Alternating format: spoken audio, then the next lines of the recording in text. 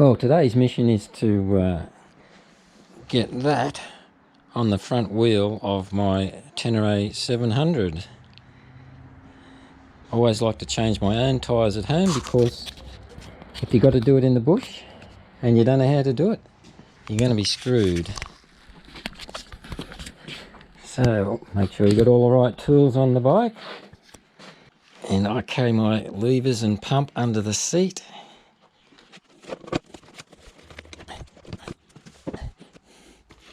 Here's my levers and tube, protected in a bit of push bike tube so we don't scratch things around or bash things up in there. 3 levers. Hopefully I get to show you why I use 3 levers. Of course the sun may set before I get this lid off, but anyway, at least it's waterproof.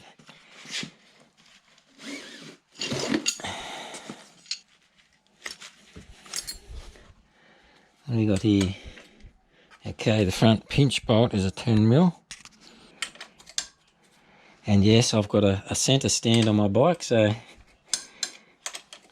Josh from MVDBR has got a good video on how to use a trail stand. I did have a trail stand, but I'm solo, and if this thing falls on me in the bush, I don't fancy the consequences. I think this is a 19mm hex bit, which I cut down because it was massive. I'm still carrying way too much weight in my toolkit, but that's a bit of my trail stand there that I chopped down.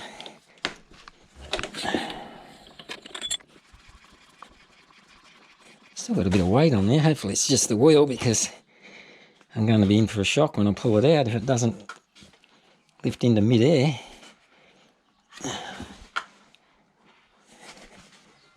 Maybe my tank bag's too heavy.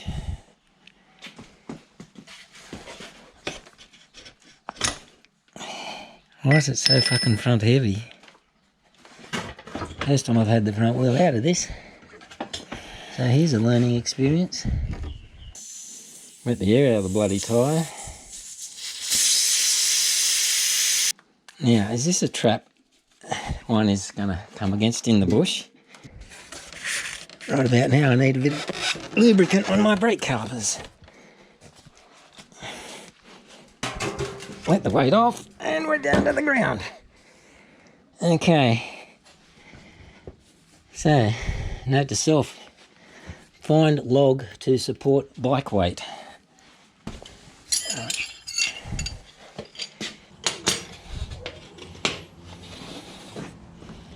Okay, so it's always good to protect your discs. Last time out in the bush I just used a ground sheet. So, sort of like that. Okay.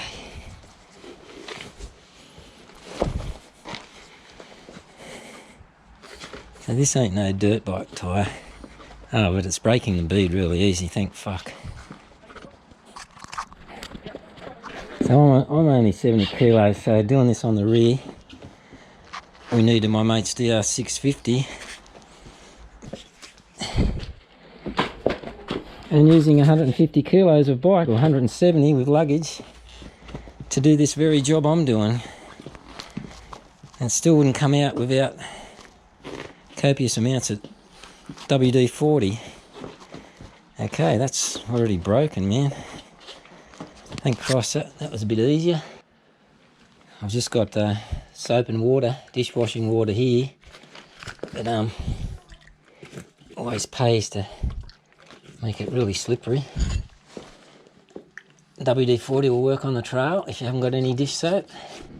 Alright, I always like to start at the valve, because that will let you get more tyre into the groove. Probably wouldn't hurt to clean the rim as well, but we're simulating harsh trail conditions right here. I can have a barbie if I get fed up. Now, something I should have been doing is warming this tyre up in the sun. So I'll put this over here in the sun to warm up. Might work, might not. It's only 18 today.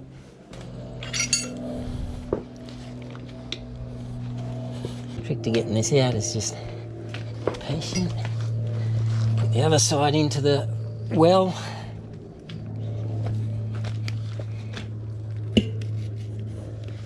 And up we come.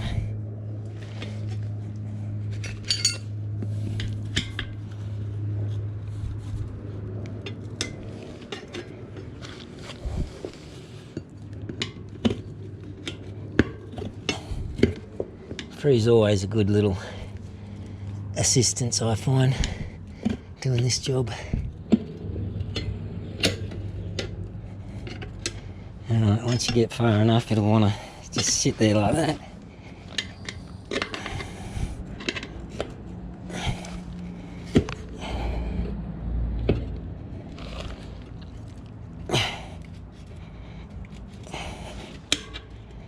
Hopefully that didn't take a big chunk out of the tube.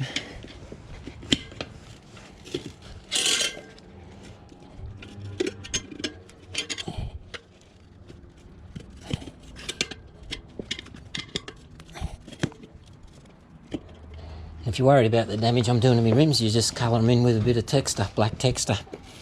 Job done. I'm sure it doesn't affect the performance on the road or trail.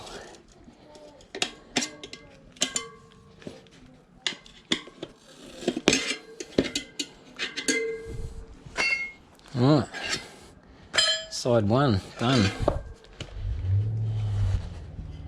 Now a bit rusty this next bit. If you're just changing the tube, now would be the time to effect that repair.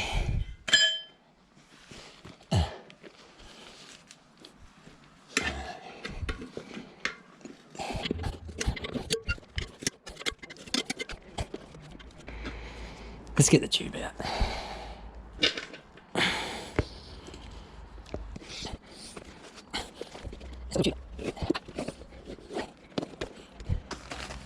Now, of course, if you had a puncture, you'd repair it now.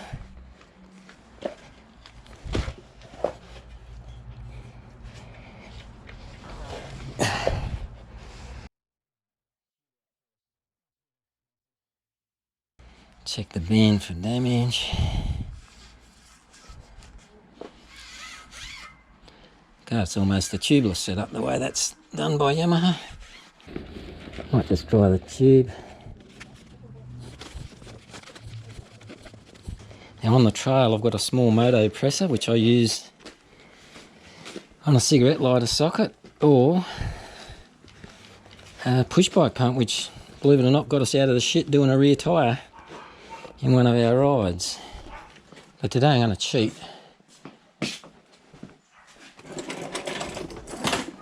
Because I can. The other side. There we go.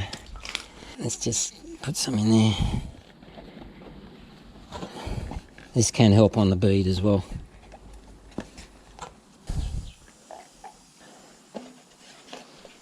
Plenty of lube. Lube him up. The more you can get on by finger, the better. There we go. That's the first half on. Now we put the tube in.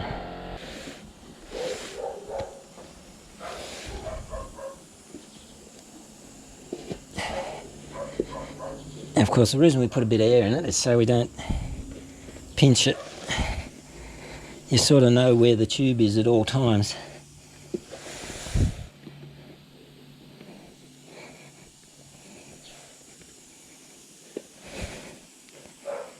And this is the hard bit on this method.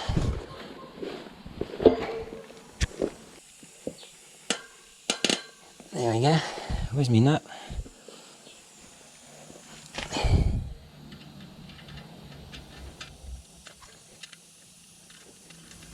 Alright, we don't want to lose that sucker. She's locked in.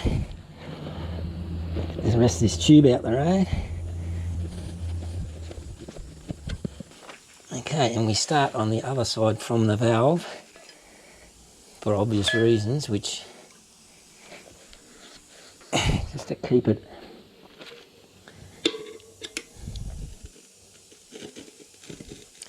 make sure you're not grabbing a great big chunk of tube there.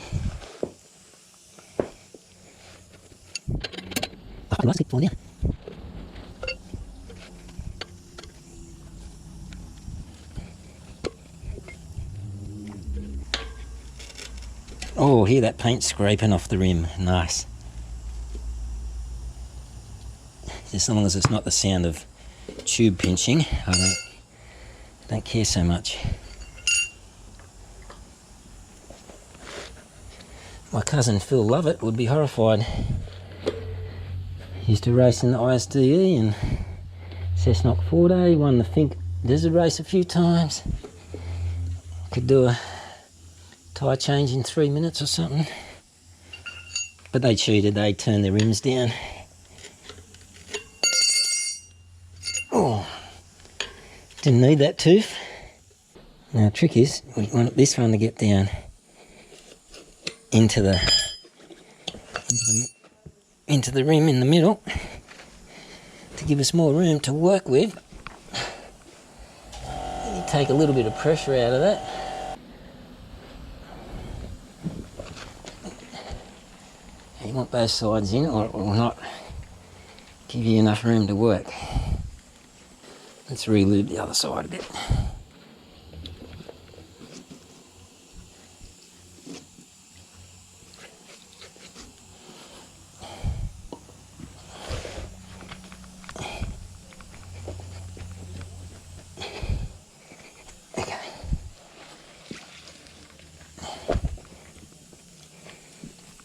Right, onward and upward.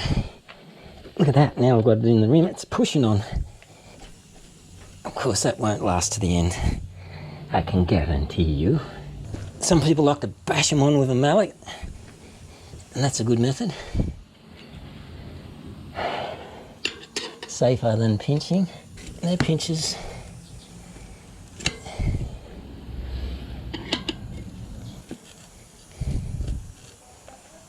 Okay, we're getting to the meaty bit now.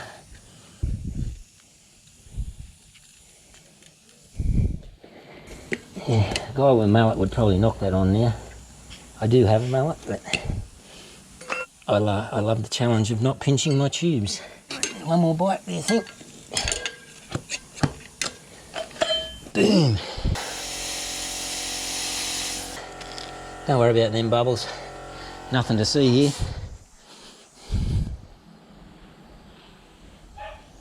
Okay, lines all the way around. Lines all the way around. I think we've had a success.